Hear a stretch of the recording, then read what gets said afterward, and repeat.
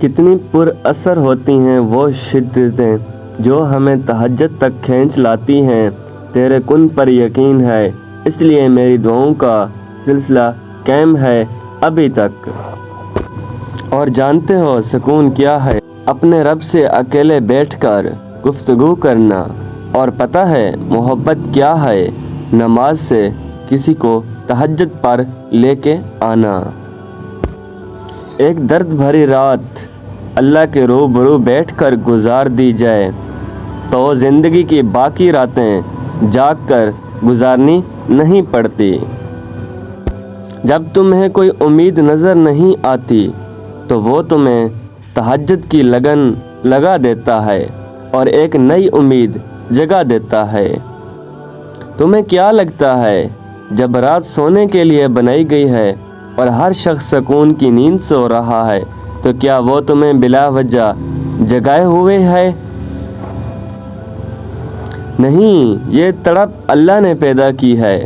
ہر چیز نصیب کا حصہ ہے، پھر چاہے غم ہو یا خوشی۔ ہم سوچتے ہیں کہ ہم خود اللہ کی جانب جاتے ہیں، حالانکہ ہمیں تو اس کی جانب بلایا جاتا ہے۔ تہجد سے تقدیر بدل جاتی ہے۔ تم راتوں کو اٹھ کر اللہ سے مانگو تو صحیح۔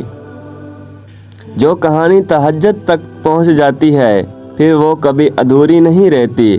چاہت سے نصیب تک کا جو فاصلہ ہے وہ بس صرف دعا کا ہی ہے۔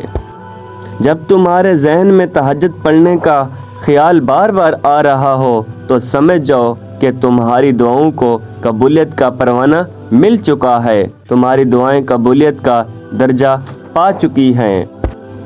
تم بس دعا مانگو، باقی اس پر چھوڑ دو۔ کیا پتہ اسے تمہارا مانگنا اتنا پسند ہو کہ وہ تمہیں اور سننا چاہتا ہو۔ اللہ سے دعا ہے اس رمضان المبارک کے صدقے تمہاری ادھوری دعائیں قبول فرمائے اور کن کو فیکون میں بدل دے۔ ویڈیو اچھی لگے تو چینل کو سبسکرائب ضرور کیجئے اور شیئر بھی ضرور کیجئے۔ والسلام۔ ہمیشہ سلامت رہیے، خوش رہیے، آباد رہیے، دعاؤں میں یاد رکھیے۔